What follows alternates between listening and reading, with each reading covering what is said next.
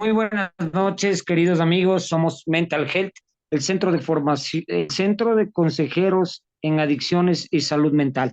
En esta noche tenemos una masterclass dictada por la doctora Julieta Sagnay. Vamos a hablar sobre patología dual. La doctora Sagnay es miembro de la Sociedad de Psiquiatría Biológica del Ecuador, es miembro de la Sociedad de Patología Dual de España, miembro de la ISUB International Society of Substances of Professionals.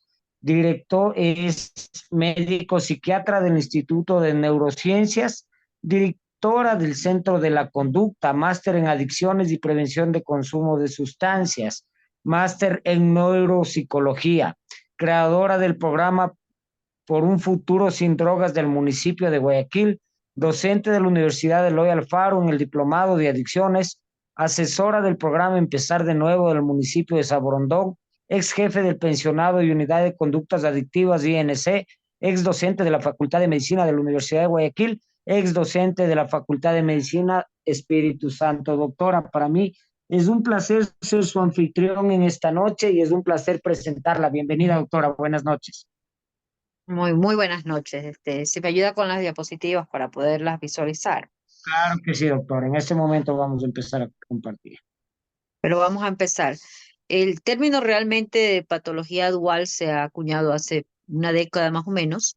Precisamente de ahí surgió la Sociedad eh, Española de Patología Dual y realmente ese término no está considerado aún en el DSM-5, que es el actual, ¿no?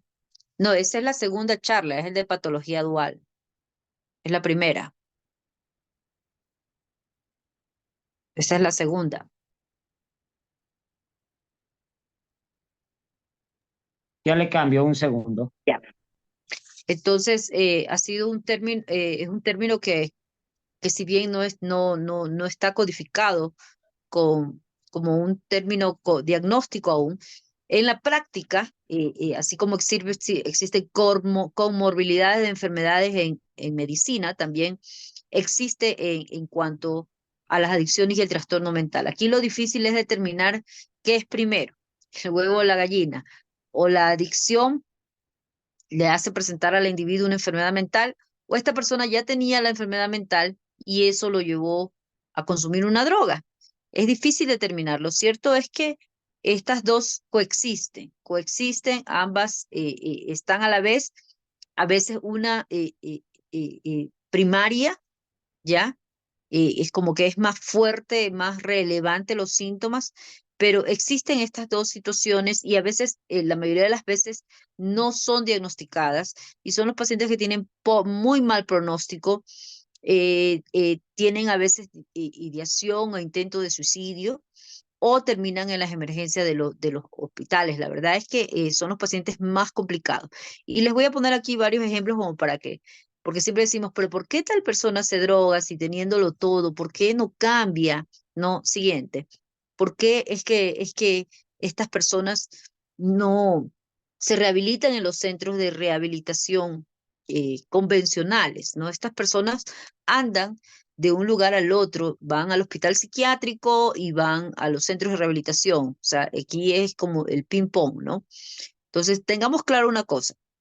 Nuestro cerebro produce placer, drogas que dan placer, ¿no? Las dopaminas, la cascada dopaminérgica del placer, las endorfinas, la calma, el relax, los opioides nos calman el dolor. Tenemos endocannabinoides, nuestra marihuanita, 19% de nuestro sistema endocannabinoide que nos ayuda al equilibrio, la creatividad, el apetito, la serotonina y muchos otros neurotransmisores normales, nuestras drogas naturales. Las mujeres cuando dan a luz, el parto les hace generar mucha oxitocina y por eso es que se produce el apego de la madre al hijo, que es un amor que nunca caduca, ¿no? Cuando estamos enamorados, el cerebro segrega ciertas sustancias y no nos pasa con todos, sustancias químicas que nos hacen sentir maripositas en la barriga y nos hace sentir en otra dimensión. Es nuestras drogas naturales que se activan en nuestro cerebro. Siguiente. Entonces, tengamos claro esto. Nosotros ya tenemos un cerebro que produce sustancias. A esto se suma, para que se forme una adicción, tiene que haber una genética muy fuerte. La genética siempre está ahí presente. Padres, hasta 3 generaciones, padres con alcoholismo, padres con adicciones, y a esto se suma el ambiente, ¿no? El ambiente en el que se desarrolla la personalidad, el ambiente en el que se desenvuelve, en que se estructura la personalidad de un niño. Entonces, están los genes. Y si encima su ambiente social está rodeado del consumo de sustancias, o se ha normalizado el consumo del alcohol, o de tranquilizantes, o de marihuana, que son las drogas siempre que están presentes, entonces este gen toma fuerza y hace que se presente la enfermedad siguiente. Hay que tener bien claro, porque la gente siempre estigmatiza, ¿no? Y dice, es que se droga porque quiere, o se drogan los pobres, o se drogan los traumados, o se drogan por cualquier motivo. Ya siempre hay conceptos erróneos, o se droga porque no tiene voluntad, fue su decisión. Nadie nace un día diciendo quiero convertirme en un adicto. La verdad es que eh, esto implica varias estructuras del cerebro, de la personalidad, del ambiente, para que se forme una adicción, ¿no? Si la conducta de consumo de la droga es muy impulsivo, por ejemplo, ¿ya? Esta compulsión que se va a observar en partes del cerebro, es como en la corteza prefrontal.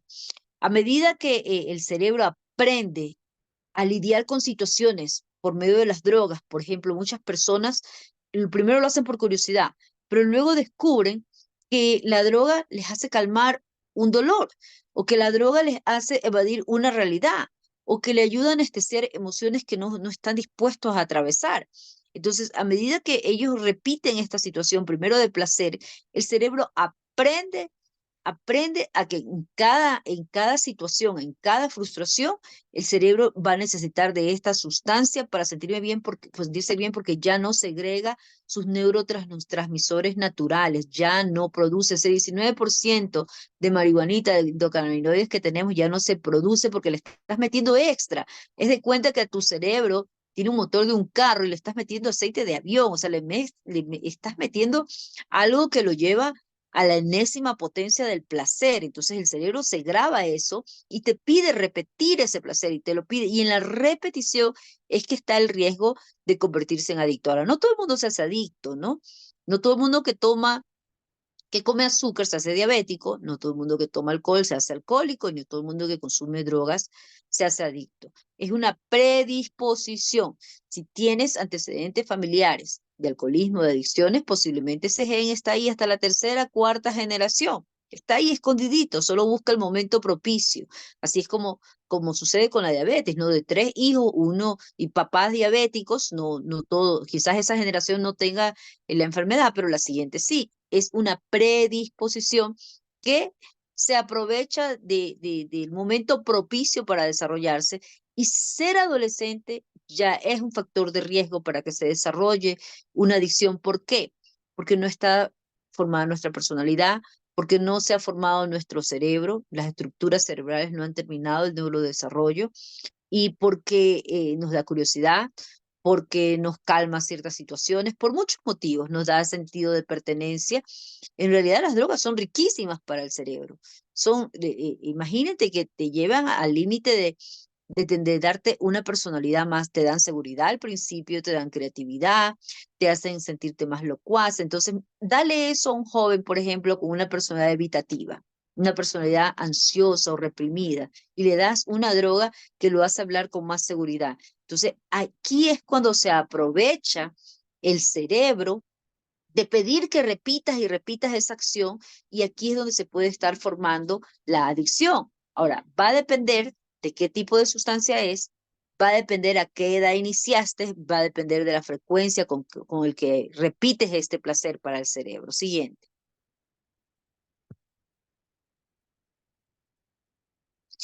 Y por supuesto, que se ingresa una sustancia, cualquiera que esta sea, sea esta sustancia, incluyendo el alcohol, se van a producir cambios cerebrales.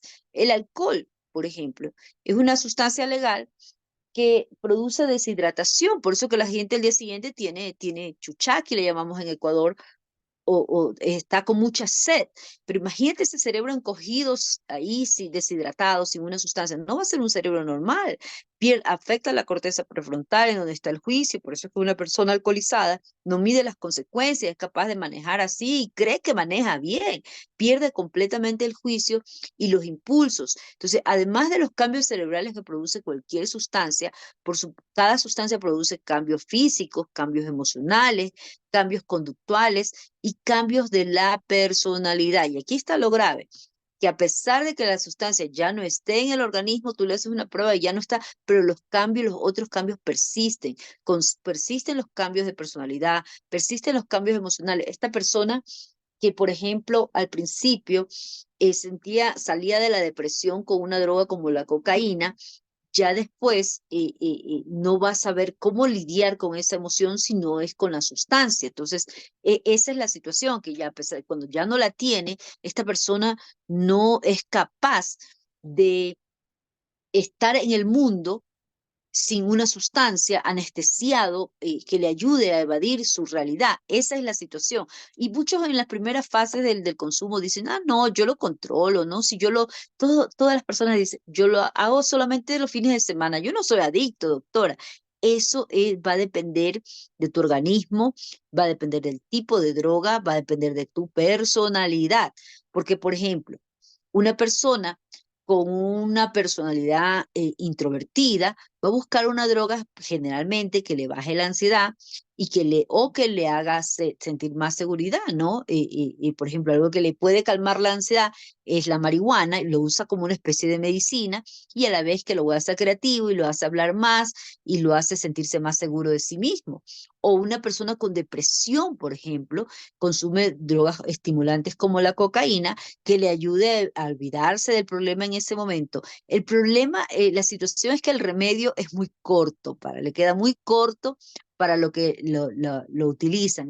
Y estas personas que automedican las emociones con drogas, precisamente son las personas con patología dual que no han sido diagnosticadas, por ejemplo, ¿no? Una persona con depresión, con una depresión profunda, que tiene el estigma de acudir a un profesional de la salud mental, el miedo, la discriminación, generalmente puede caer en el abuso de una sustancia por el prejuicio de ir a un profesional de la salud mental, sino que se automedica porque el vecino, el amigo le dice, tómate esto, que esto te hace olvidar. Siguiente. Observamos en esta diapositiva cómo el cerebro cambia su metabolismo. Observamos un cerebro que está sano a un cerebro que consume drogas y que luego generalmente recupera su metabolismo al año y medio más o menos sin consumir. La situación, como yo les dije, es que para mí, en realidad, todo adicto tiene una patología dual. Si no tiene un trastorno mental, en sí, una psicopatología, si no la tiene diagnosticada, generalmente tiene patrones muy marcados y rasgos de personalidad muy marcadas, como por ejemplo, y antes de la droga, muchos de ellos, o después de las drogas, observamos estos patrones muy marcados. Un narcisista, son narcisistas, paranoicos y especialmente con sustancias que producen, que fomentan más la paranoia. Los paranoicos, por ejemplo, jamás van a consumir drogas opioides, drogas que sean depresoras del sistema nervioso central, porque los paranoicos necesitan tener poder, necesitan estar alertas, estimulados. Entonces ellos van a preferir, miren cómo cada personalidad se adecua al tipo de droga incluso, ¿no? Entonces, estas tres personalidades, el narcisista, el paranoide y el antisocial, la gente confunde mucho este término, cree que el antisocial es el que no hace amigos, ¿no? Antisocial es aquel que rompe con todas las reglas de la sociedad. Un antisocial no solamente delinque, sino puede ser un antisocial de cuello blanco, que esté en la política, que esté metido en cosas indebidas, en cosas incorrectas, ¿no? Entonces, es una de las conductas que se refuerza con el consumo de drogas, la conducta antisocial, o ya la persona ya es antisocial, ya tiene este trastorno de personalidad antisocial y consume drogas. Y las drogas, con las drogas refuerza, incluso deja de tenerle miedo a la autoridad, a la policía. La persona con trastorno antisocial generalmente no le importa vender drogas, no le importa exponerse, no le importa ser dealer, ¿no? Los dealers, la mayoría de ellos tienen este rasgo o trastorno de personalidad muy característico, ¿no? Con nula empatía, no hay conciencia moral, se justifica, siempre trata de sacar un beneficio secundario, siempre estando detrás de la ley, siempre para obtener su beneficio, su placer inmediato, ¿no? Las personas con paranoia generalmente y que consumen drogas, a pesar de que consuman drogas, la paranoia persiste. Es muy común con drogas como la cocaína y sus derivados, la base en Colombia, el bazuco que le llaman, acá en Ecuador el plo, la pistola, todos los derivados de la cocaína, ¿no? Después, aún después, mientras está la persona en el consumo, es increíble el cuadro psicótico que ellos presentan en esos momentos, en donde están viendo que su esposa lo está engañando, que su esposa está con el dealer, que la gente lo persigue, que lo miran, que hablan mal de ellos, sienten que la policía siempre, aquí he visto una diferencia, no está en ningún libro, pero en mi experiencia hay una diferencia entre la paranoia del que consume cocaína, cocaína pura, que es una droga muy social que al principio se la consume en las fiestas y está muy ligada a las actividades sexuales, y entre la paranoia que produce la base de la cocaína o bazuco, son diferentes. En la primera la paranoia siempre es contra la familia, contra la esposa, contra la gente, incluso entra y sale de los baños de las discotecas creyendo que sus amigos lo van a descubrir, ¿no? En cambio que las otras drogas, los derivados, la base de cocaína, o el bazooka, la paranoia siempre que la policía lo persigue, que ya viene, ya está, hasta me decía un paciente, ya hasta conozco el ruido del motor de la moto de los policías, sí. Este tipo de drogas, por ejemplo, estas personas no las observamos consumiendo en la calle libremente, es muy difícil, salvo que estén en una fase crónica, por la paranoia que tienen. Estas personas buscan lugares, fumaderos, que les llaman ellos, lugares para consumir o donde estén aislados. Al principio, la mayoría consume cocaína socialmente entre los amigos, pero es una droga cara. Entonces pasan a veces al crack o a la base de cocaína y poco a poco esta persona se va aislando por la paranoia que se produce. Y aquí el riesgo. Muchas de estas personas sufren de delirios, de daños, delirios de referencia y celopatía. La mayoría de los feminicidios han sido causados por consumidores de este tipo de drogas, en donde la celotipia se convierte en una idea delirante, indestructible, inamovible e irrefutable. Ellos realmente están seguros de que sus esposas los están engañando, que su familia está confabulando en contra de ellos, que la gente, todo el mundo le quiere hacer daño. Y aquí viene el peligro, porque si la persona en su genética tiene antecedentes o hay una historia familiar de enfermedades mentales como la esquizofrenia, es muy probable, es muy alto el riesgo de que esta persona desarrolle una enfermedad mental a la larga, a veces algunos desde el inicio, ¿no? A veces algunos. Y el narcisismo, ya mismo hablamos lo del litio, ya nos vamos para allá. Ya. El narcisismo es un rasgo muy contradictorio en los adictos, ¿no? En donde está el ego muy inflado, pero a la vez ustedes saben que ellos son autodestructivos, entonces es como distorsionado este ego del adicto. Siguiente diapositiva, nos salimos. Siguiente diapositiva. Entonces, es un narcisismo que en realidad está siendo como una armadura para ellos, ¿no? Una armadura precisamente para no aceptar que tienen una situación, que tienen un problema, ¿ya? Y siempre el yo, el yoísmo, el yo, o sea, ellos no ven el daño causado hacia sus familias, a los demás, hacia sus hijos, hacia su esposa. El narcisismo aquí les sirve a ellos, les sirve precisamente para mantener el consumo, mantenerse en esa fase de la negación y no aceptar que tienen un problema. Nadie va a aceptar que tienen un problema porque si no, no le queda otra que buscar la ayuda. Observemos algo aquí, ¿no? Es el sistema de recompensa, ¿no? Ahí por ahí hay una cosita, una bolita así, que está la amígdala cerebral. En la amígdala cerebral se encuentran nuestros miedos, nuestro aprendizaje, la amenaza. En las adicciones no químicas, por ejemplo, hay adicciones químicas y hay adicciones de comportamiento. Una de las adicciones de comportamientos que más se observa asociada a la patología dual es la ludopatía, ¿no? En las adicciones no químicas como el juego patológico o la adicción a las compras, la adicción al sexo o a la pornografía, ¿no? Se activan los mismos mecanismos, fíjense, los mismos mecanismos que se activan en el cerebro, que se activan con las drogas químicas. Exactamente lo mismo. Y esto viene a ser neurobiológicamente, viene a dar la misma respuesta fisiológica, ¿no? Al individuo. El ludópata, por ejemplo, cuando está jugando y escucha el sonidito de la palanca, el trick o el comodín, ¿no? En el cerebro también se incrementa esa cascada dopaminérgica del placer, igual que sucede con la cocaína. Y la adrenalina de ellos aumenta en el momento en que tiene que ir a buscar más dinero para seguir apostando. Entonces, todos estos mecanismos, ¿no? Que se provocan tanto en las drogas químicas como en las drogas, en la adicción a comportamentales, son exactamente los mismos y producen la misma lesión a nivel cerebral, la misma excitación de los neurotransmisores y también provoca las mismas conductas adictivas. ¿Cuál es la diferencia? Que el ludópata se demora un poquito más en llegar a robarle a su familia, mientras que el que consume cocaína rápidamente pierde la moral, el juicio y roba más rápido a su familia. Pero depende, pues no, si es un cocainómano que tiene acceso económico, como los artistas, los famosos, nunca va a llegar a tener que robar, sino que más de su propio bolsillo. O sea, todas estas conductas adictivas cambian según el contexto social de la persona que lo tiene, ¿no?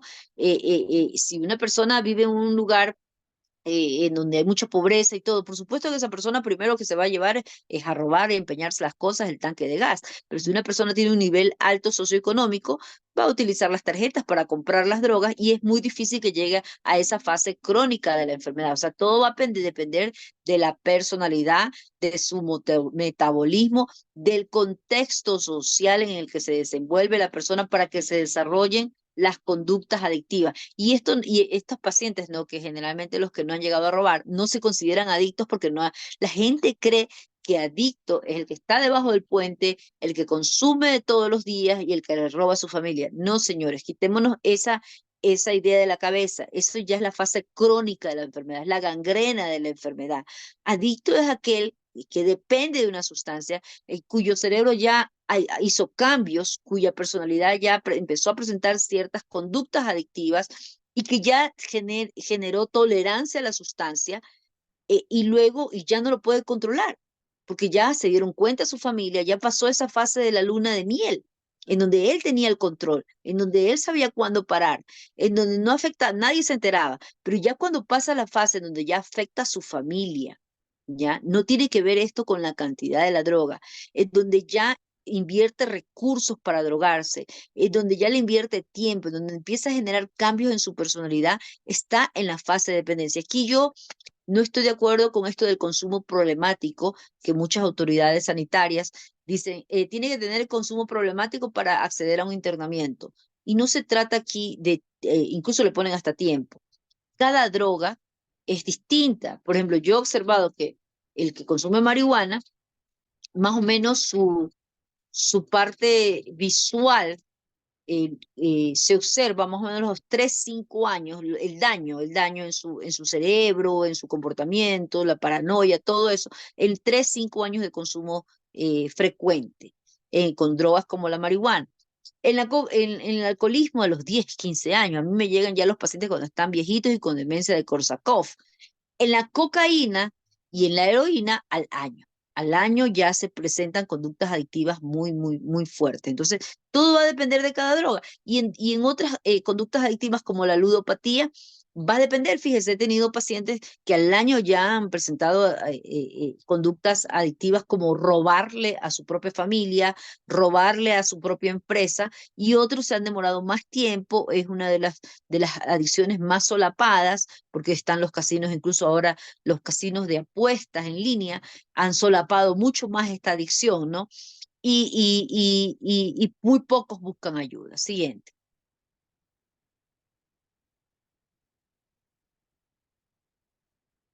Siguiente.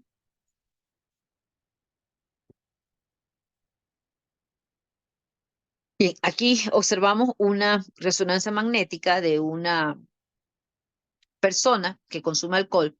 La verdad es que el alcohólico para mí es una de las personas más difíciles de que acepte su problema, una leucoencefalopatía, un daño progresivo, una inflamación del cerebro. Y esto se puede observar en muchas otras drogas, ¿no? Últimamente he tenido más personas jóvenes con alcoholismo que presentan estos daños cerebrales, demencias a edad temprana, a edad muy temprana, demencias de tipo frontotemporal, demencia de Korsakoff, que es la demencia del alcoholismo, que está presentándose a más temprana edad. Entonces, hay daños cerebrales, señores. Siempre les digo, no son vitaminas lo que se introducen al cerebro, no es caramelos lo que se meten al cerebro, por supuesto, sino que los daños se observan muy pocos. Esta semana observé un señor con microinfartos, totalmente con alteración completa de su memoria anterógrada, más o menos conservaba la memoria retrógrada, es decir, los recuerdos, pero no reconocía ya a las personas, y apenas con 52 años, apenas, pero un alcoholismo que fue muy progresivo, y que la verdad las personas lo minimizaron porque solo consumía viernes, sábados y domingo, ¿no? Y aparentemente cumplía. Siguiente.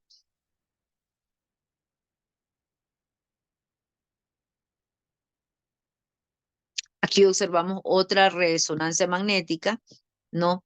En donde está afectada la parte de las sustancias blancas. Fíjense, esto yo lo he observado también con el consumo de marihuana.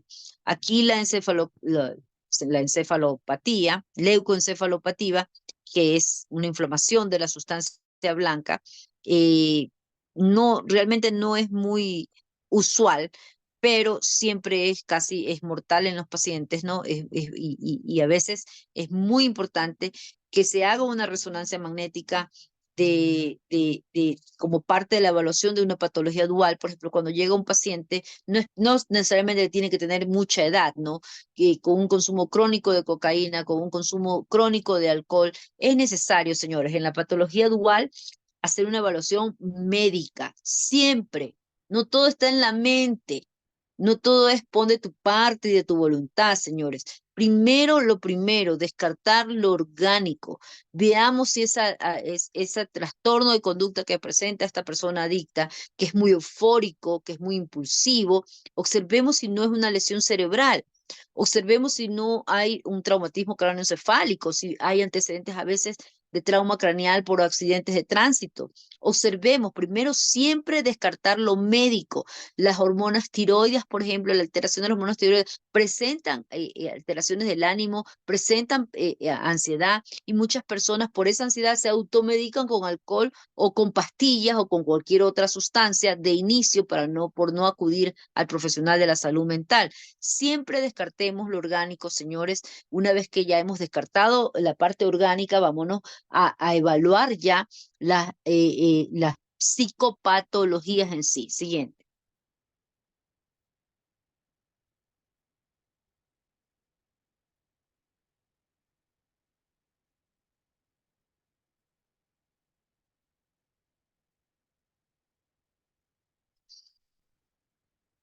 No se ve la diapositiva. Bien.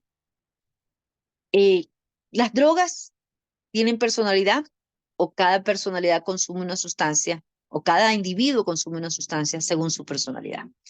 Por ejemplo, con la cocaína.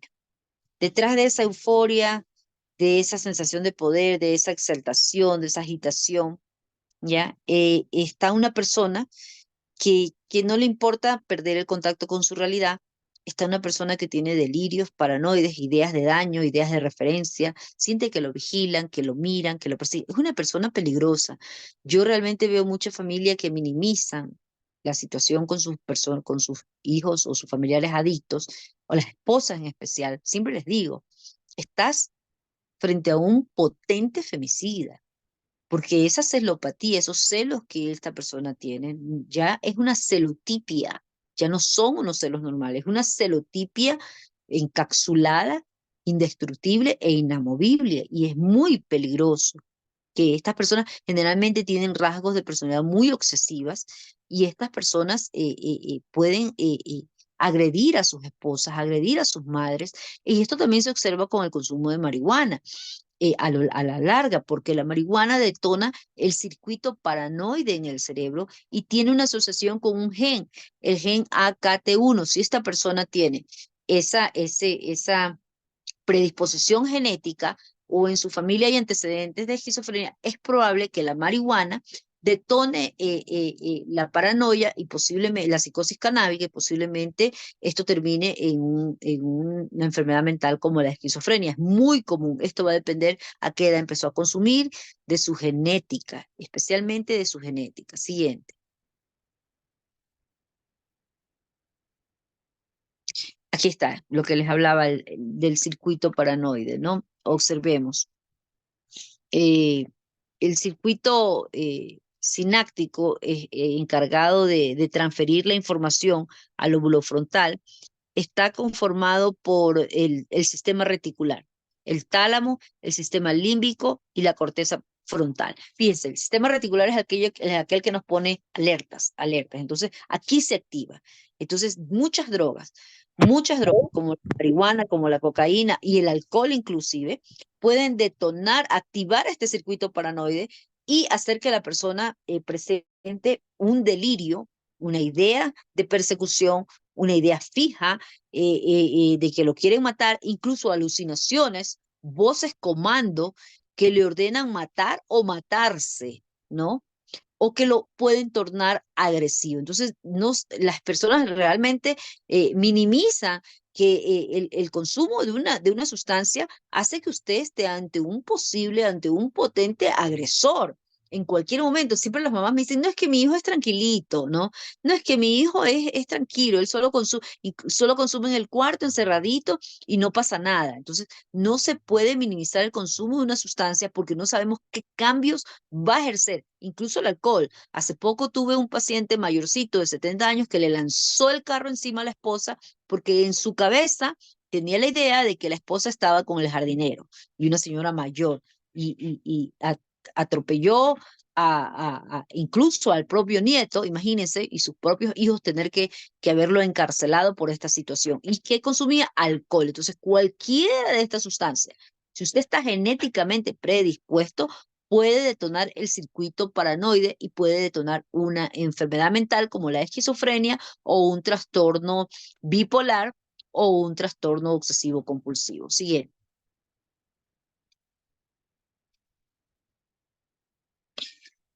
El predominio de la actividad dopaminérgica favorece que las personas estén desinhibidas, y los estímulos más fuertes, el estímulo de la droga puede motivar la conducta desinhibida en una persona. Es decir, una persona que está bajo el efecto de una sustancia va a estar muy desinhibida, muy extrovertida, muy locuaz, muy eufórica, con un efecto empatógeno. ¿Qué quiere decir? Estas personas, y muy poco se habla de esto, pero en realidad las drogas están muy asociadas a la hipersexualidad. Te aumentan la libido, y por lo tanto los lleva a estar muy hipersexuales. Por eso que el consumo de drogas se asocia a las orgías, a las perversiones, a la lujuria. Es muy frecuente de que cualquiera de este tipo de drogas, estimulantes en especial, produzcan una conducta desinhibida en la persona que lo está consumiendo. Siguiente.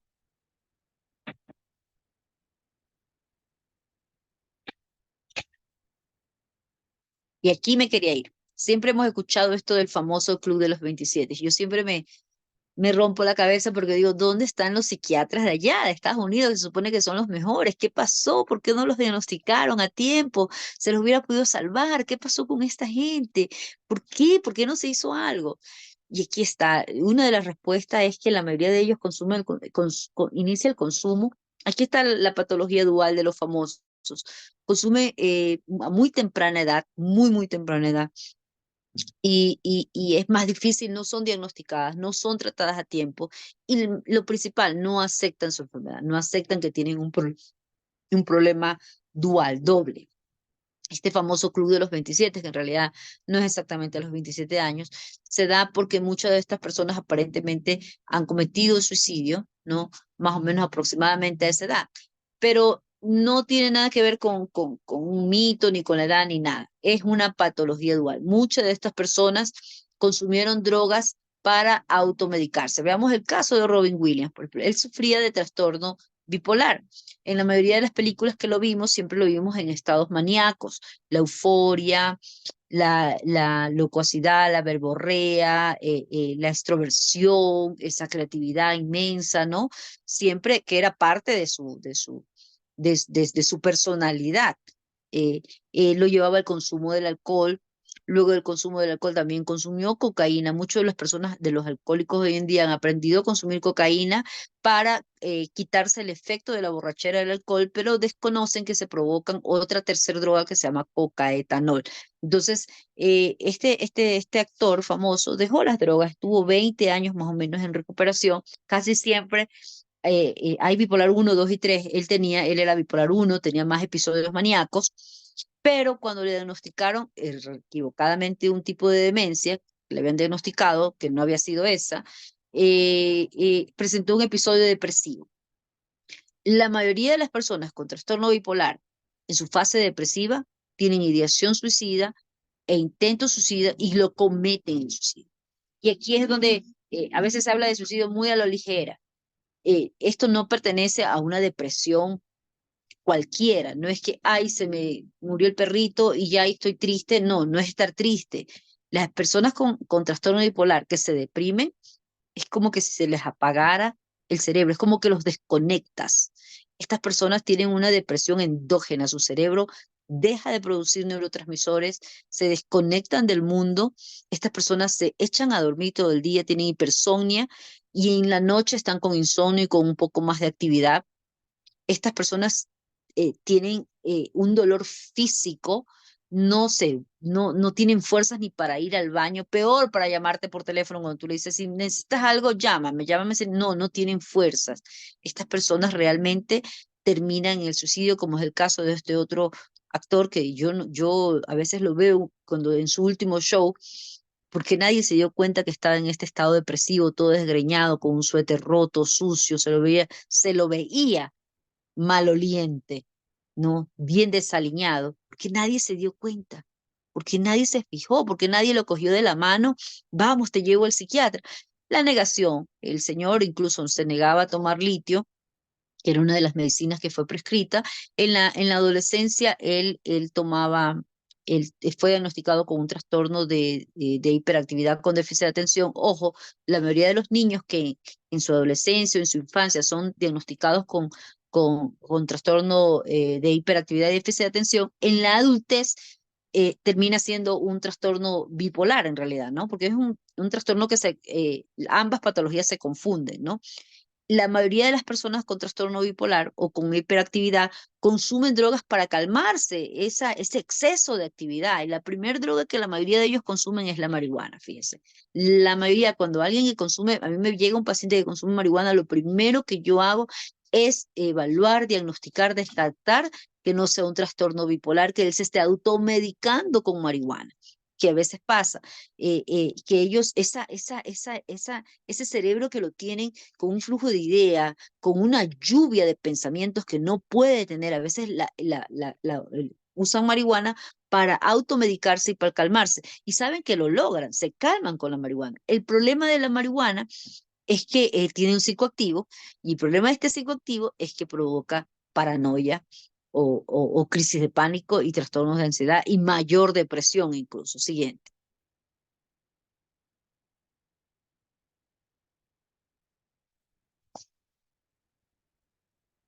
Siguiente. Acá, en cambio, la diferencia de estos dos diagnosticados y bien tratados. Russell Crowe es adicto y es bipolar, y Mel Gibson también tiene más de 20 y 25 años. Mel Gibson es el que está llevando a los otros a rehabilitación, y ambos han sido diagnosticados, ambos usan medicamentos y están estables en cuanto a sus adicciones. Y aquí es cuando la patología dual requiere de un diagnóstico diferencial y de un tratamiento totalmente individualizado, porque estos pacientes no se van a ajustar a los tratamientos de los centros de rehabilitación y tampoco a los centros psiquiátricos, ¿no? Aquí el tratamiento con ellos debe ser un traje a la medida, totalmente personalizado. Estas personas, generalmente las personas con trastorno bipolar y adicciones o patología dual, a veces, fíjese, a veces el paciente cree que yo lo he curado. Fíjese que calmamos una cosa, llegamos a su diagnóstico, eh, es- estabilizamos su patología dual, su trastorno bipolar, por ejemplo, y estas personas a veces dejan el consumo, porque estas son los que se estaban automedicando con drogas. Por ejemplo, cuando estaban en estado de manía, se calman la manía con drogas depresoras como heroína o con alcohol o con marihuana. O quieren causarse mayor manía y usan metanfetamina o cocaína. O cuando están en estados depresivos buscan drogas estimulantes para salirse de la depresión. Entonces, y asimismo estas personas en estados de eutimia, que es la fase normal del trastorno bipolar, dejan de consumir a veces sin necesidad de ninguna ayuda. Pero esa es una ventaja, que estas personas, si los estabilizamos en su trastorno bipolar, pueden recuperarse de las drogas, pero si no, tienen mal pronóstico. El pronóstico de ellos es completamente psiquiátrico, y de intentos de suicidio muy repetitivos, entradas y salidas de los hospitales, de las emergencias de los hospitales, sobredosis, porque son personas que llevan todo al extremo, especialmente cuando están en cada uno de sus episodios. Siguiente.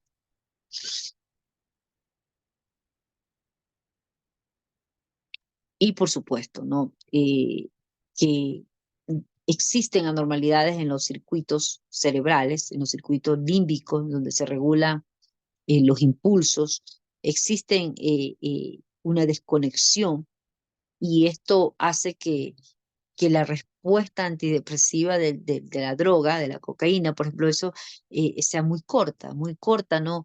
¿Cuánto te dura eso que evades tu realidad? 5 minutos. ¿Y luego qué viene?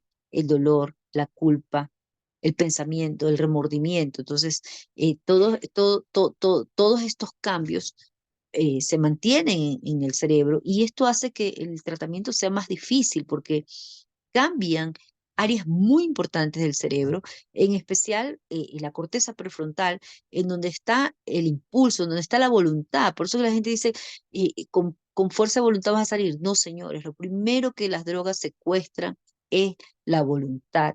Las drogas son más poderosas, anulan el juicio, anulan la voluntad, anulan esa capacidad para discernir, y hacen que estas personas sean más impulsivas y compulsivas. Siguiente.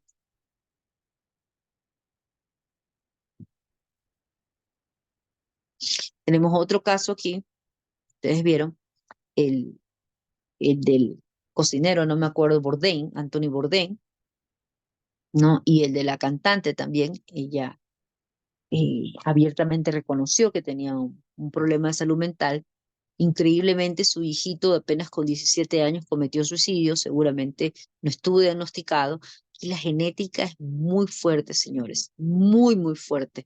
Si hay antecedentes de trastornos mentales en la familia, ojo con los adolescentes, es cuando más los tenemos que proteger, porque aquí prevalece, finalmente prevalece más la genética en la patología dual, y estas personas, cuando caen en episodios de manía, están felices. A los adictos les encanta la manía, les fascina. Me decía una paciente, no quiero tomar mi litio porque el litio me quita mi bipolaridad y a mí me encanta estar arriba. Ellos detestan, odian la parte, los episodios depresivos de la enfermedad, porque son depresiones muy atípicas, refractarias, que no responden responden al tratamiento, no ceden con nada y ellos prefieren coger el camino más corto, que es consumir drogas o el suicidio. Entonces es una pena que cuán avanzada está la ciencia, sin embargo, estas personas no han sido detectadas a tiempo. Por eso siempre yo trato de darle psicoeducación al paciente. En Colombia están más avanzados que acá. En Colombia sé que hay un club de pacientes con trastorno bipolar y eso ayuda a que nunca recaigan. Yo conocí un paciente y él me dice, en 20 años es la primera vez que he recaído. Yo nunca había recaído porque siempre estamos en talleres, siempre se le enseña a la familia a reconocer cuáles son los síntomas. Entonces, pero el problema grave del paciente con trastorno bipolar es el que consuma drogas, en donde se va a desarrollar una situación más difícil que es la patología dual. Siguiente.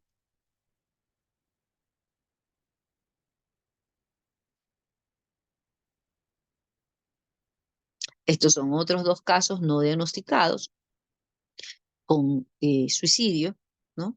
Terminaron en suicidio que no, con depresiones. O sea, esto no es una depresión cualquiera que tú le puedes decir, ya, búscate otro y ya está. Son depresiones generalmente refractarias, resistentes al tratamiento, son depresiones endógenas, es decir, el cerebro deja de producir endorfinas, serotoninas, la persona se apaga por más fama que tenga, por más dinero que... A esto se suman los traumas emocionales que padecen, a esto se suman situaciones no resueltas y a esto se suma el consumo de drogas. Siempre las drogas ahí presentes en la patología dual. Siguiente. Me encanta a mí enseñarle esto con gente famosa porque así como que toman más conciencia, ¿no? Los pacientes y dicen, wow, no soy el único. Algo que me llamó mucho la atención es este conjunto de madres cuyos hijos es como que hubieran cometido el mismo ritual de suicidio, ¿no? Entonces, ¿qué pasó aquí? ¿Cuál fue el diagnóstico? Eh, ¿Qué pasó? ¿Recibieron tratamiento? ¿Cómo se midió la respuesta de tratamiento en estas personas? ¿O qué patología tenían además de su consumo de sustancia? ¿Qué fue lo que hizo que interfiriera en el tratamiento? ¿Cuál fue el factor ambiental que a estas personas, madre, hija, madre, hijo, hizo que incluso hasta el ritual del suicidio fuera muy parecido? Hablamos de la Whitney Houston. Tenía 9 meses de recuperación cuando es muy difícil que el adicto acepte no tomar alcohol, es muy difícil. Ella piensan que se merecen, después de una rehabilitación, piensa que se merecen un premio y acudió a una discoteca donde le dieron alcohol y ¿qué pasó? El cerebro cuando siente nuevamente el alcohol se desinhibe y te pide que le des su droga favorita. Efectivamente lo que pasó, el crack, más pastillas, más medicamentos, antidepresivos, árabes para la tos, toda una mezcla de sustancias, quizás heroína, no lo sé, que hizo que esta persona perdiera incluso la capacidad para respirar y salirse de la tina de baño, se durmiera completamente y perdiera esa situación de supervivencia, ¿no? A los meses su hija hace lo mismo, ¿no? En una bañera. Y acá de la otra persona lo mismo, ¿no? Su hijo la va a visitar y había consumido, estaba bajo tratamiento, los dos bajo tratamiento de metadona para dejar la heroína. La metadona es el antídoto de la heroína, con la cual no estoy tan de acuerdo, porque la verdad es que es una droga muy deteriorante. Y el chico a la vez tomaba Paxil, que era un antidepresivo, acude, va a visitar a su mamá que había dado recién a luz, ¿qué se habrá pasado por su mente? Ya no soy el único, ya no me quieren, ¿qué habrá pasado por su mente, no?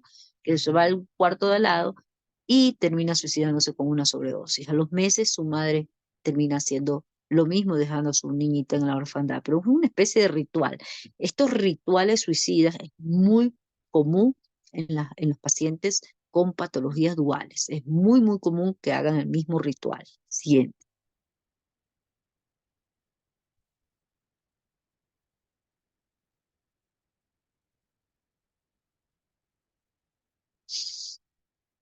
Lo mismo acá el señor, en cambio era con las medicinas, en cambio, la mezcla de medicamentos opioides como el Oxycontin y otros medicamentos. Esto llevó a que el Texas Medication Algorithm Project creara una especie de protocolo para este tipo de pacientes no diagnosticados y que se pueda hacer la diferencia entre si es un episodio depresivo o es una depresión bipolar. Es difícil, para nosotros incluso los psiquiatras es muy difícil hacer el diferencial entre un episodio depresivo o un trastorno depresivo recurrente y una depresión bipolar. Aquí está la experticia del profesional en poder hacer el diagnóstico.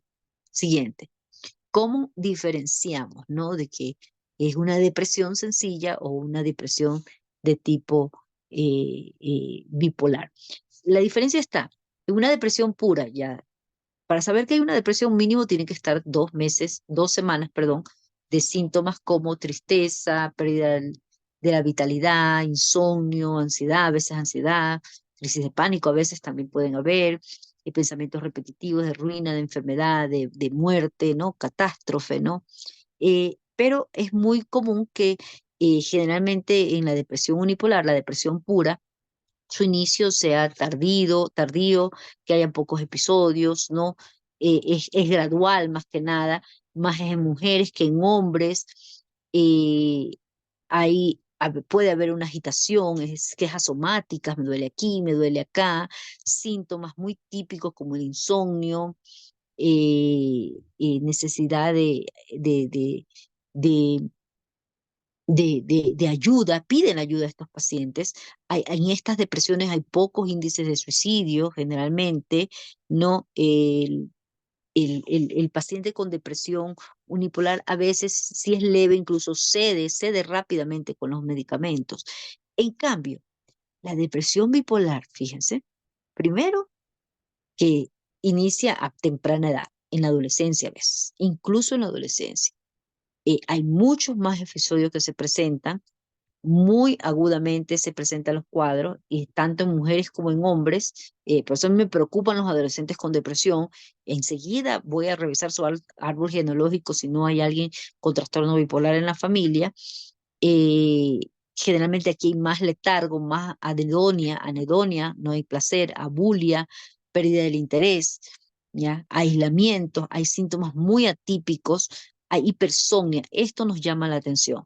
Duermen todo el día, duermen y no les da fuerzas, ni tienen una fatiga inmensa, dolor del cuerpo, no les da fuerza ni para bañarse. Aquí hay mayor riesgo de suicidio, mayor probabilidad de síntomas psicóticos, de ser pequeños síntomas psicóticos, y hay historias familiares de trastorno bipolar. Aquí está el problema, donde esto no es diagnosticado. En la adolescencia, por ejemplo, estos adolescentes van a consumir drogas porque no encuentran otra forma de calmarse.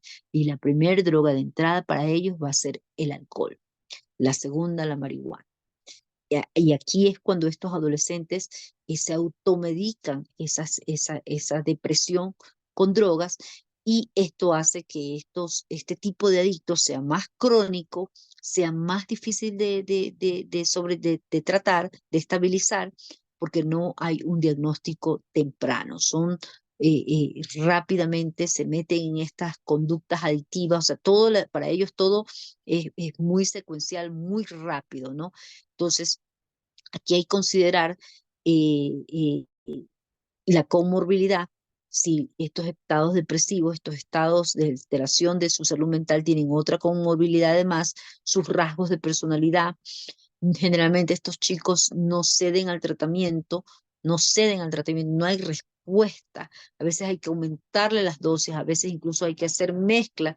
Y cuando son adolescentes, a mí me asusta un adolescente con ideas suicidas, por ejemplo, con depresión, porque casi siempre es el inicio de una patología dual. Siguiente.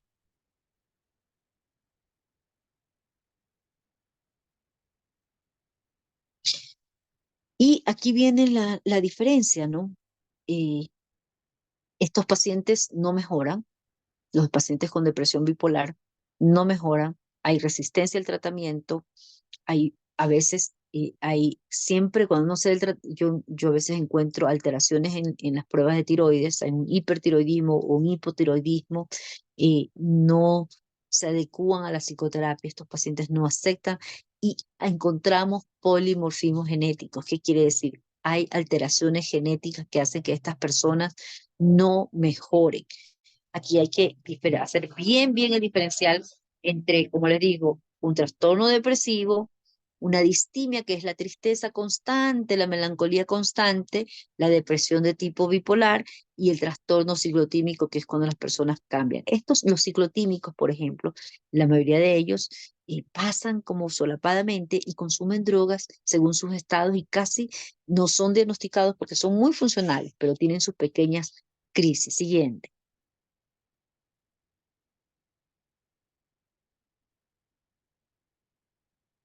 ¿Qué he encontrado yo en estos pacientes que son resistentes al tratamiento? Hemos encontrado que tienen un polimorfismo genético. Hay factores como el citrocromo P450 que hacen que ellos no absorban el medicamento. Incluso hay un gen transportador de la serotonina que hace que ellos no metabolicen el medicamento.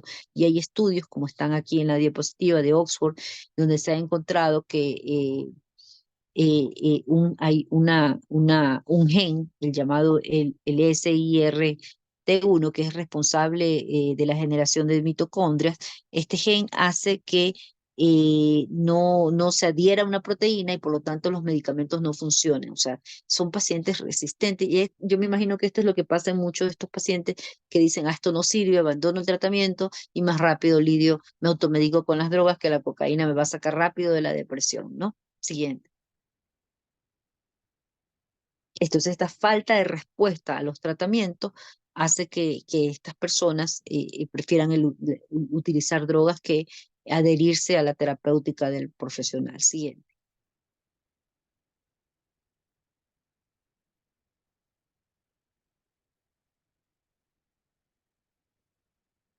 Siguiente.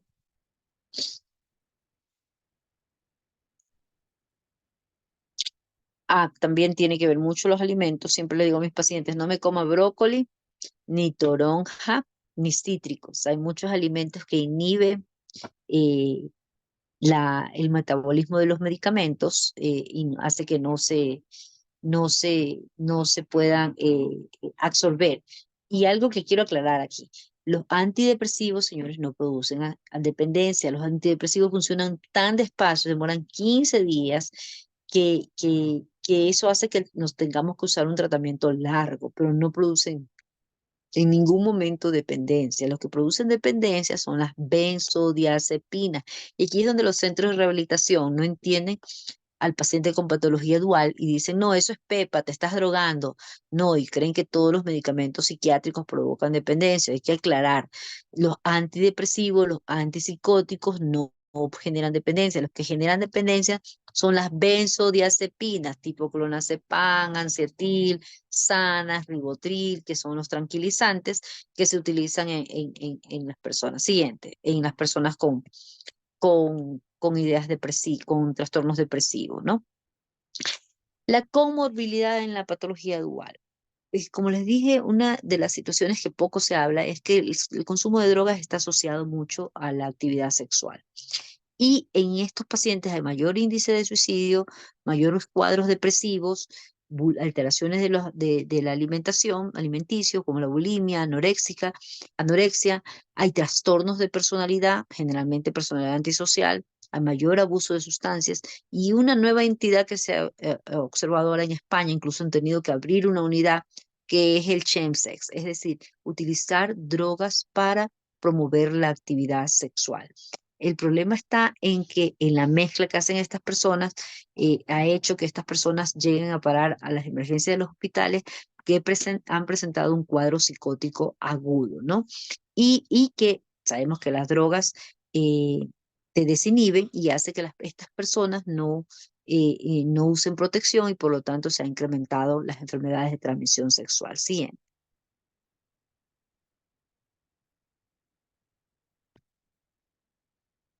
Vayan dejando sus preguntas por escritas para leerlas al último, ¿no? Y esto ha llevado, la práctica del Chensex ha llevado incluso a otra práctica más fuerte que es el slam sex o slamming en Alemania, que es el sexo sin parar por 72 horas y mucha fiesta, ¿no? Y aquí incluso se suma una situación, ¿no? En que me introducen a una persona de incógnita que tenga HIV diagnosticado y hagan intercambios de jeringas. O sea, ¿Por qué hacen esto? Ya les dije, cuando la droga te desinhibe, te anula el juicio, te anula el discernimiento, anula la amígdala cerebral, y una amígdala cerebral anulada hace que la persona no sienta miedo, no tenga miedo, no tenga culpa, no sienta esa amenaza a una situación de peligro. Por lo tanto, la práctica del Chemsex los va a llevar a una alta actividad de promiscuidad y de lujuria. Siguiente.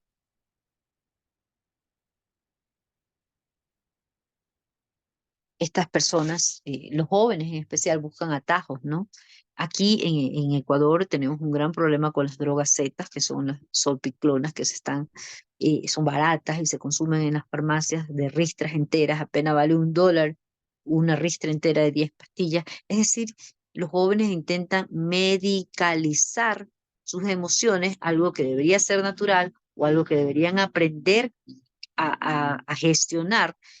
Lo prefieren usar atajos, que es con drogas, para reducir sus miedos, sus preocupaciones, su ansiedad anticipatoria, y unos lo hacen con sustancias, otros con adicciones comportamentales, como es la adicción a las nuevas tecnologías. Pero fíjense, lo uno lleva a lo otro, porque en la adicción a las nuevas tecnologías está la adicción a la deep internet, a la pornografía, a las páginas de cita, en donde también no se le da importancia a la protección, y ha hecho que también se incremente esta práctica del chemsex y de las actividades sin ningún índice de moral o de cuidado por medio del preservativo. Siguiente.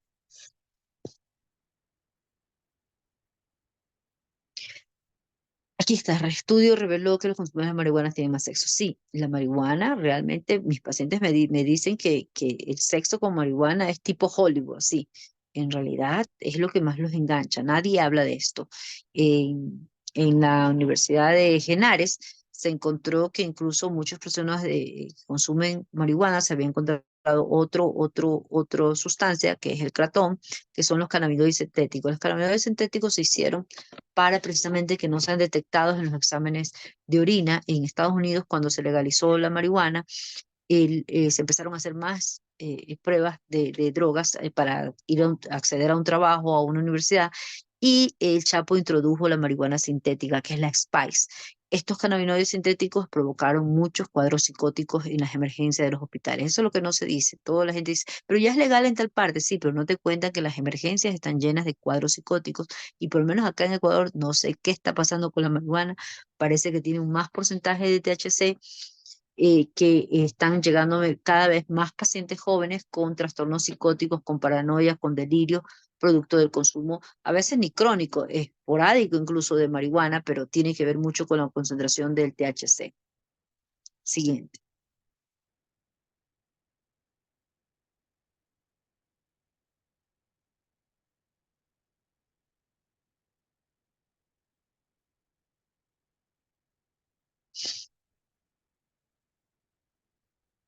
Ya mismo leemos todas las preguntas que están ahí, ya las mismo las leo.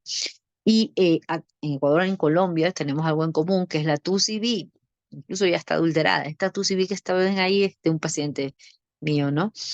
Acá la TUCB tiene la peculiaridad, que es la mezcla de varias sustancias. Usan poppers, sildenafilo y ketamina. Acá le llaman cocaína rosada.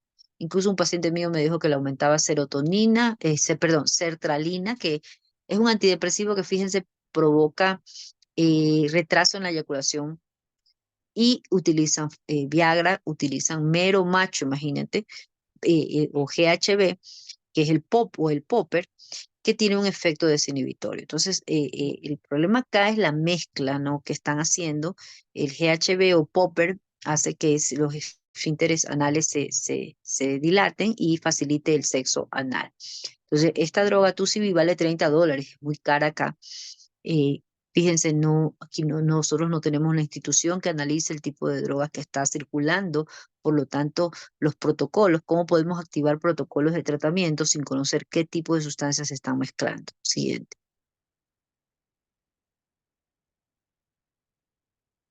Aquí estamos el caso de ella. Esta niña, bueno, consumió alguna vez marihuana, pero más alcohol, y tuvo un episodio ella debutó su episodio psicótico. No, ella tiene el diagnóstico de trastorno bipolar, se niega a tomar medicina y cada vez le vemos que está deteriorándose y no, ella cree que no quiere tomar litio, que es el medicamento que le sirve mucho a las personas con trastorno bipolar. El litio es como el freno de mano, ¿no? Es el que calma los impulsos, es como un líquido de freno. Entonces estas personas tienen bajo litio, se les da litio en medicamentos, pero por ahí alguien le dijo, no, que es droga, que esto, que lo otro. Y, no, esta chica tomaba medicinas como Adderall, se había hecho adicto al Adderall. Es muy común que las personas con trastorno bipolar quieran aumentar sus episodios maníacos, que no les gusta tener episodios depresivos, y utilicen drogas estimulantes como el Adderall, el metilfeni, ay, ya no tengo el nombre aquí, pero estos son drogas que se utilizan en el trastorno con déficit de atención, que a veces las encuentran clandestinamente, e incluso algunas están contaminadas con otras sustancias ilícitas. Se encontró en México que muchos medicamentos como el Adderall habían sido contaminados con fentanilo incluso, y hace que muchas de estas personas puedan tener episodios psicóticos. Siguiente. Esta, en Ecuador hay muchos pacientes adictos a la ketamina. Este frasco de ley es de una paciente mía, era veterinaria, muy adicta a la ketamina, fíjate. Y ella lo usaba para cuando estaba deprimida, pero es muy adictiva. La ketamina tiene la facilidad de provocarte un desdoblamiento, ¿no? Pero también te puede inducir a las ideas y al intento del suicidio. Eh, hoy, ahora, ustedes saben, nosotros los psiquiatras tenemos pocas herramientas para las personas con depresión e ideación suicida. Imagínate tener una persona que quiere matarse, que puede ser por una esquizofrenia que escucha voces, que puede ser por un trastorno bipolar que no responde al tratamiento, o que puede ser por un trastorno obsesivo compulsivo, ¿no? Que tiene una idea obsesiva del suicidio. ¿Qué hacemos si el medicamento no funciona hasta en 3 semanas como funcionan los antidepresivos? ¿Qué hacemos? Entonces ahí es cuando tenemos que hospitalizar a la persona, dormirlo hasta que empiece a funcionar el antidepresivo, vigilarlo en una área de vida y realmente tenemos pocas herramientas, ¿no? Y la mayoría de las veces no hay respuesta. La FDA utilizó ahora, en base a la ketamina, ha hecho un medicamento que se llama esketamina, que es una molécula pequeña de la ketamina, pero que no produce adicción y hace que las personas reaccionen rápidamente. Me imagino que estimula la neurotransmisión, pero es un tratamiento en este momento muy caro, casi $6.000 el tratamiento para personas con depresión, pero aquí este medicamento solo se puede utilizar cuando es depresión pura, no se puede utilizar en bipolares, no se puede utilizar en otras. Imagínense, aquí viene la experticia de hacer el diagnóstico diferencial, porque puede también provocar efectos secundarios como un estado psicótico. Siguiente. Otras alternativas que tenemos es la terapia electroconvulsiva, pero como le han hecho tanta mala propaganda con las películas antiguas, fíjense que ya no es así. Ahora es como que te ponen unos electrodos, como que te hicieras un electroencefalograma y ya está. Para mí, el mejor método, cuando la idea del suicidio es una idea encapsulada, delirante, la borra de inmediato. Pero debido a la mala propaganda, la mayoría de los pacientes no la aceptan. Hay la terapia de estimulación transcranial y la estimulación del nervio vago, otras alternativas, ¿no? Pero de todas esas, la que usted más rápido le ve efecto rápidamente es a la terapia electroconvulsiva. La tercera sesión, el paciente ya ni se acuerda que quería intentar suicidarse. Ya ni siquiera recuerda la idea. Siguiente. Es increíble lo que provoca la terapia, pero tiene sus pros y sus contras. ¿Qué tenemos que diferenciar en un paciente con patología dual? Su personalidad, su pensamiento adictivo, su conducta adictiva. ¿En qué nivel está? ¿Está crónico? ¿Está progresando? ¿Cómo estamos con este paciente? ¿Sí?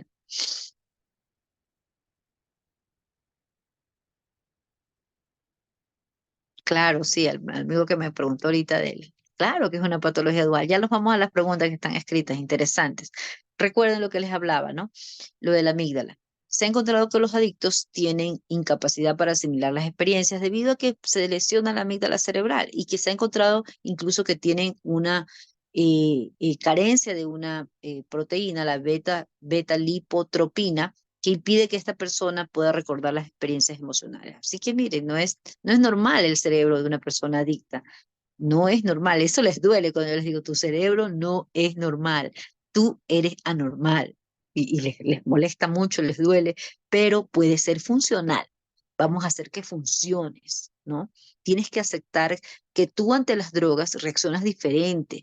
Yo puedo tomar alcohol y decir, no, ya hasta aquí tomo porque mañana tengo que trabajar. Pero tú, en cambio, no te va a importar nada, no te vas a tener miedo a manejar, no vas a tener miedo a llegar tarde, a que te boten del trabajo porque tu cerebro reacciona de una forma distinta a la del cerebro de una persona que no es adicta. Eso es algo que hay que explicárselos, hasta con dibujitos, siguen. Y no lo aceptan realmente, siguen. Le es muy difícil a las personas adictas aceptar esta condición, ¿no?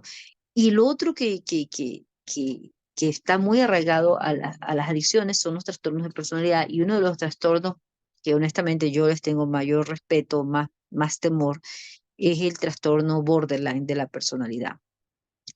Estas personas sí son difíciles de tratar. Fíjense, estas son 4x4, utilizan todo tipo de drogas y casi usan las drogas cuando tienen crisis. Mientras están normal, no las usan. Estos sí son las típicas personas que se automedican con drogas. La terapia cognitivo-conductual sirve, sí, que hay varias ramas, ¿no? La cognitivo-conductual, la dialéctica conductual, la atención plena, la interpersonal, la familiar, los grupos de apoyo, sí, sí, sí, sí. Pero cuando se hace a tiempo. Señores, son personas, los adictos con trastornos de personalidad son muy difíciles, y yo hice un estudio y la mayoría de los adictos tenían TLP, trastorno límite de la personalidad o borderline. Es una situación muy difícil de tratar. Ellos generalmente se hacen cutting, son muy autodestructivos. No, si no se hacen cutting, se autodestruyen usando drogas o tomando cualquier cantidad de pastillas, que ni siquiera para suicidarse, sino para dormirse porque quieren evadir una realidad. Son Y esto se los confunde mucho con el trastorno bipolar, fíjense, pero también pueden ir juntos. A veces puede estar el trastorno bipolar y a veces puede estar el TLP. Y aquí viene la experticia de saber si son rasgos de TLP o ya es el trastorno en sí. Es una de las entidades para mí mucho más difíciles de tratar, porque estas personas recurren mucho a las emergencias por los intentos de suicidio. Siguiente.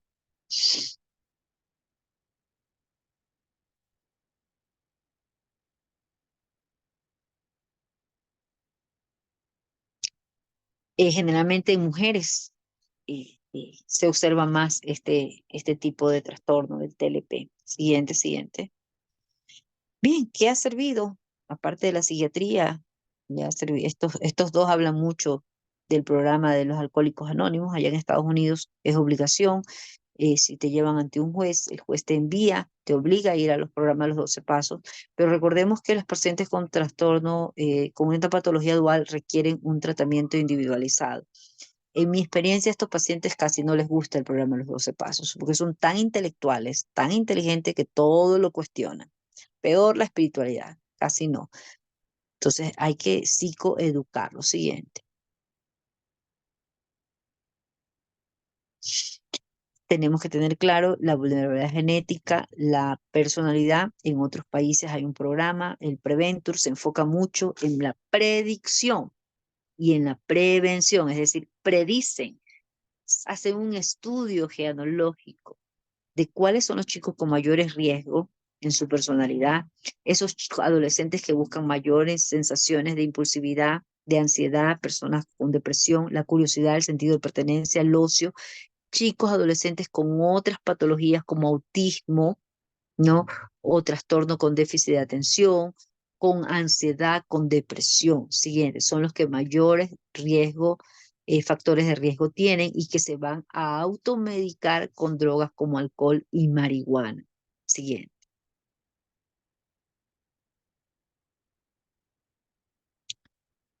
Las políticas de prevención que se hagan, que se hagan deben estar basados en evidencias científicas, deben ser medibles, deben ser, demostrar los resultados. Medir la vulnerabilidad, medir el riesgo y enseñarle al padre de familia que él es el encargado de la educación en su casa, que él es el encargado de estructurar la personalidad de su hijo, porque porque va a estar expuesto a las drogas, pero de nosotros depende. Y si hay una genética muy, muy fuerte, evitar el consumo de alcohol en casa, por lo menos delante de los niños menores, pues, ¿no? Entonces, tratar de que no se minimice el efecto dañino de sustancias legales como el alcohol y el tabaco y las pastillas esas que a veces se guardan en los botiquines de los baños. Siguiente.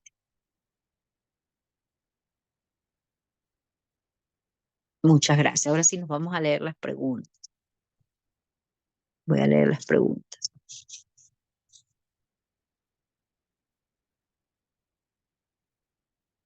Aquí dice exacto, hay medicamentos que ya no generan dependencias y que desaparecen en el organismo, son los estabilizadores del ánimo, exactamente, los estabilizadores del ánimo como litio, valcote, gabapentina, algunos más. Un paciente que tiene depresión con pensamientos suicidas, desmotivación, manifiesta que no quiere estudiar, tiene una mala relación, además de consumir alcohol, marihuana, se le dificulta conciliar el sueño y el tratamiento. Es sertralina, levobromacina en la mañana y en la noche. No vemos mejoría. Como les dije, hay pacientes con depresión refractaria que no responden al tratamiento. A veces hay que mezclar, combinar. Si un tratamiento ya está más de un mes y no hay mejoría, hay que cambiar el medicamento, hay que combinarlo con otros medicamentos duales. Hay que hacerlo. Hace poco tuve un paciente que tenía 3 meses, por eso yo no soy amiga de tanto de los medicamentos nuevos. 3 meses la psiquiatra le había prescrito un medicamento nuevo que promete ser lo mejor. Yo no le creo a los laboratorios, sino es con la experiencia de los pacientes mismos, ¿no? Eh, y lo tenía con un antidepresivo nuevo y un antipsicótico y el chico, y estaba con el psicólogo, y el chico cometió suicidio. Por favor, si al mes no vemos resultados, necesitamos cambiar el medicamento, necesitamos ver si no es una depresión refractaria, una depresión bipolar, y peor si está consumiendo drogas como alcohol y marihuana, se nota claramente que esto lo utilizan para bajar los síntomas de la ansiedad. Estos pacientes son muy ansiosos y con alcohol o con drogas como marihuana se calman la ansiedad. Y hay medicamentos que puede provocarles mayor ansiedad, como por ejemplo la levodopa o que pueden producir una reacción extrapiramidal, inquietud de las piernas, muy acaticia, se levantan, se sientan, caminan de un lado para otro, movimiento de las manos. Hay que revisar también los medicamentos, que no sea una ansiedad provocada por el tratamiento de los antipsicóticos, ¿no? Y a veces tener que utilizar estabilizadores del ánimo. ¿Cuál será la recomendación para tratar con la testosterona para bajar los niveles? Para tratar con la testosterona para bajar los niveles de qué? Ahí no entendí. No entendí. Bajar los niveles de la testosterona. No, no entendí esa pregunta. ¿Existe un nexo en relación al cuadro psicótico? Sí, es la KT1. Las personas, los que tenemos antecedentes familiares con enfermedades mentales, eh, hay un gran riesgo que los adolescentes consuman marihuana, y si es adolescente, consume a temprana edad y lo hace de manera frecuente, hay un gran riesgo. A mí me están llegando, no sé si es en Ecuador, que la marihuana tiene mayor concentración de THC, no sé qué es, pero a mí me están llegando bastantes chicos con psicosis canábica. La buena noticia es que es reversible. La mala noticia es que si el cuadro no cede en 6 meses, es una esquizofrenia. Y ya estamos hablando de una esquizofrenia de tipo hebefrénica, porque comienza a temprana edad, 14, 15 años, y produce mayor deterioro cognitivo. Entonces, no minimicemos el daño, que de esto no se habla, de drogas como la marihuana, que le dan un tinte de medicamento, sí, pero el medicamento no se fuma, lo utiliza en gotas, en jarabes, en medicamentos. El CBD, que es la parte eh, analgésica de la marihuana, pero el THC sigue siendo droga. Si no, discútaselo con la DEA y con la FBI, pues no lo discuta conmigo, le digo al paciente, ¿no? Por algo la FBI sigue incautando este tipo de sustancias, ¿no? Pero, ¿por qué se legalizó en otros países? Porque la marihuana no produce sobredosis, no hay muertes, solo produce deterioro, desertan los estudios o los trabajos, pero no se mueren, pero les cobran impuestos, pues, ¿no? Ellos se preocupan más porque en otros países la adicción comienza dentro de los consultorios de los médicos con drogas de tipo opioides como la Oxycontin y luego pasan a drogas como la heroína y el fentanilo. O sea, el problema allá comienza de otra manera, ¿no? No comienza con la marihuanita, con el alcohol, como nosotros acá en Latinoamérica. Ya comienza directamente con los opioides. Tengo un hijo de 16 años diagnosticado con Asperger, consumió marihuana, fentanilo, alcohol, y esto puede ser considerado como patología dual, claro, claro. El paciente, los pacientes Asperger a veces son de alto funcionamiento, súper intelectuales, muy intelectuales. La mayoría de ellos tienen rasgos de personalidad muy obsesiva. Si estos chicos consumen una sustancia, lo hacen de manera obsesiva y repetitiva, y lo hacen precisamente para calmar la ansiedad que le provoca el sentirse diferentes. No es que no tienen capacidades sociales para encajar, para hacer amigos, para socializar. Entonces, drogas como marihuana y alcohol o los opioides te van a dar seguridad, te van a poner extrovertido, te van a poner a ser hablantín, no, hablar más fluido. Entonces, aquí está la teoría de la automedicación, pero eh, eh, teniendo una patología ya existente, esto es de muy mal pronóstico. Entonces, por ejemplo, una persona con una TOC, un trastorno obsesivo compulsivo o una personalidad obsesiva que use una droga, esta persona lo va a hacer al extremo. No hay quien lo pare, porque su mentalidad obsesiva hace que repita el círculo del TOC, ¿no? Me calmo, que me quiero drogar, me calmo, luego que me he calmado, necesito quitarme la vergüenza, el remordimiento, la culpa y me vuelvo a drogar. Y ahí se produce lo que se llama la compulsión. Cromatografía utilizada para el estudio químico. Claro, todas las sustancias deberían tener un análisis cromatográfico. Claro, claro que sí. La pregabalina y la quetiapina son adictivos.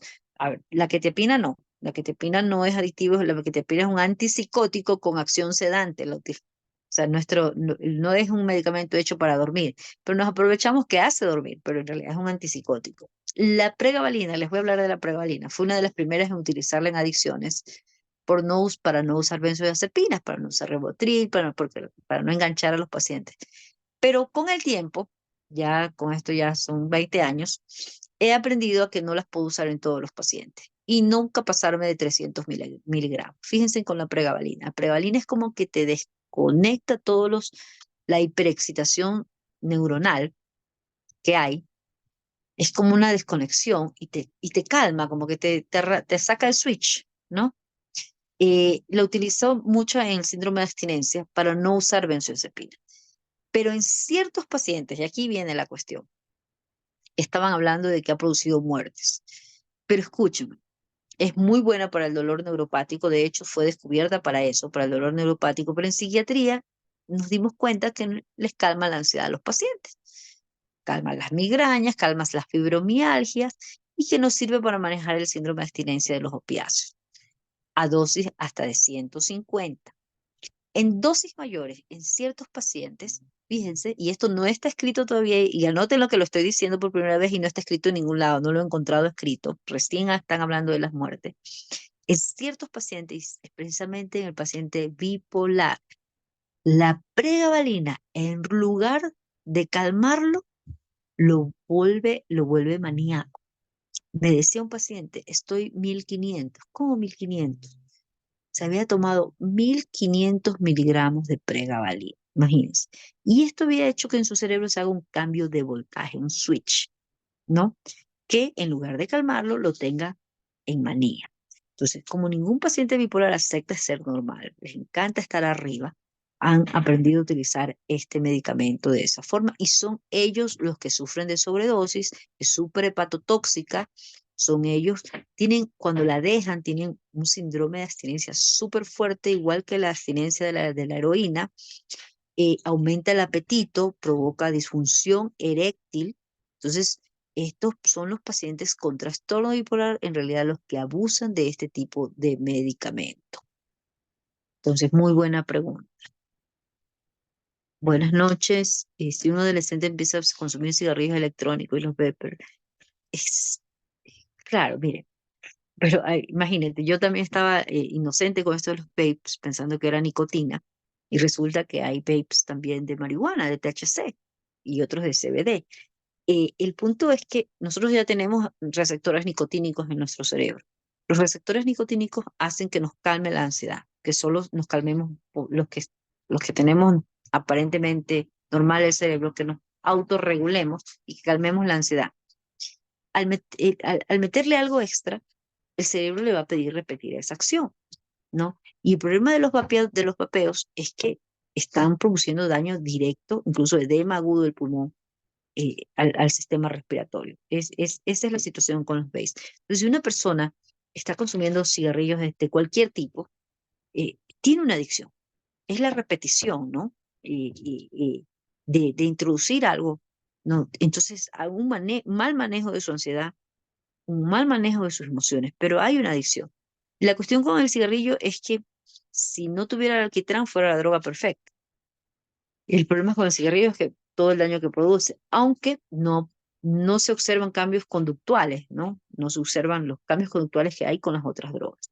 Pero una persona que consume cigarrillo es una persona generalmente con muy mal manejo de la ansiedad y con una conducta adictiva. Esta conducta repetitiva, como la amígdala está llena de nicotina, le hace que esta persona, Marlboro lo sabe, le pone los pulmones ahí en la cajetilla, fumar te causa cáncer. ¿Usted cree que esa persona tiene miedo? No tiene miedo porque la amígdala está llena de nicotina y no va a tener miedo. Entonces, hace que esa conducta sea automática, ¿no? Y que incremente cada vez el consumo más de cigarrillo, hasta el punto que, fíjate, le calma la ansiedad, pero dejar el cigarrillo le puede causar mayor ansiedad, es una de las drogas más adictivas. Lo único es que no produce los cambios de las otras drogas, los cambios de la conducta adictiva de las otras drogas, pero sí provoca un síndrome de supresión cuando se los deja.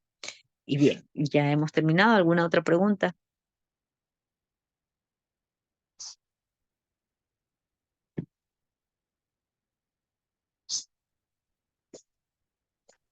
Doctor, aparentemente no hay más preguntas. Muchas gracias por su ponencia. Excelente la ponencia.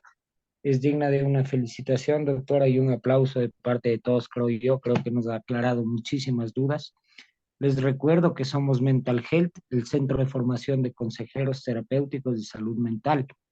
Esta clase fue una clase de apertura, fue abierta para todas las personas, pero para el resto de personas que quieran ingresar al diplomado, por favor, se pueden poner en contacto con mi persona o directamente con los teléfonos de Mental Health. ¿Sí?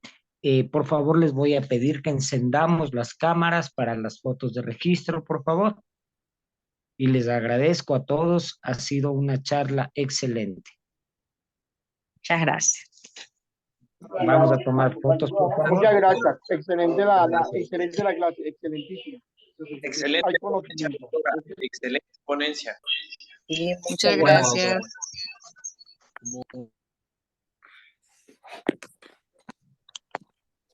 no se vayan que estoy tomando fotos, por favor.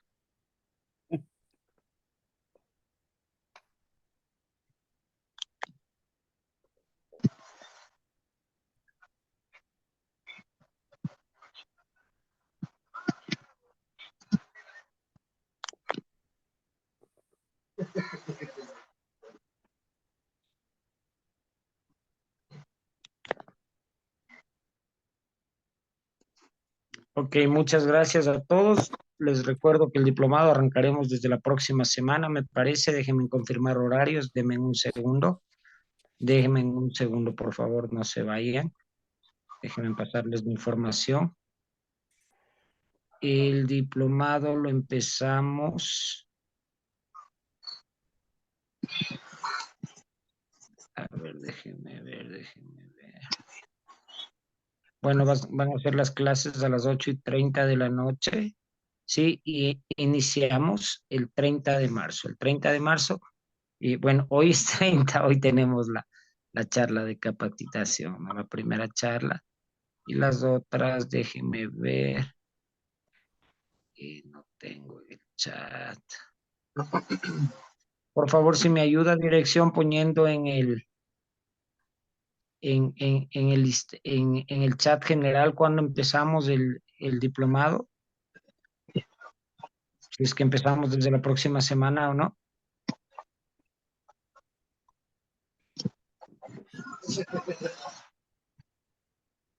A ver, todos los sábados a las 20:30. Empezamos todos los sábados desde las 20:30, ¿no? Eso les quería confirmar.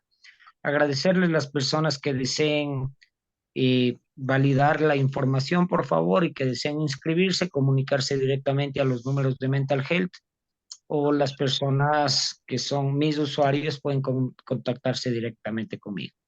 Les agradezco a todos por su presencia, doctora, nuevamente, muchas gracias. Empezamos el sábado 6, me indican, el sábado 6 el próximo sábado. Entonces les esperamos, por favor, para las personas que deseen inscribirse a este gran diplomado. Bendiciones. Gracias. Chao, chao, gracias. Gracias. Muchísimas gracias, qué gusto. Gracias. Excelente charla. Gracias, Gracias, espero, gracias. Excelente espero saber el información, próximo gracias. sábado. Me están preguntando Gracias, de qué excelente país es charla. la hora. La hora es 20:30 Ecuador y Bogotá. 20:30 Ecuador y Bogotá, por favor. Muchas gracias. Bendiciones. Gracias, igualmente, Gracias. bendiciones.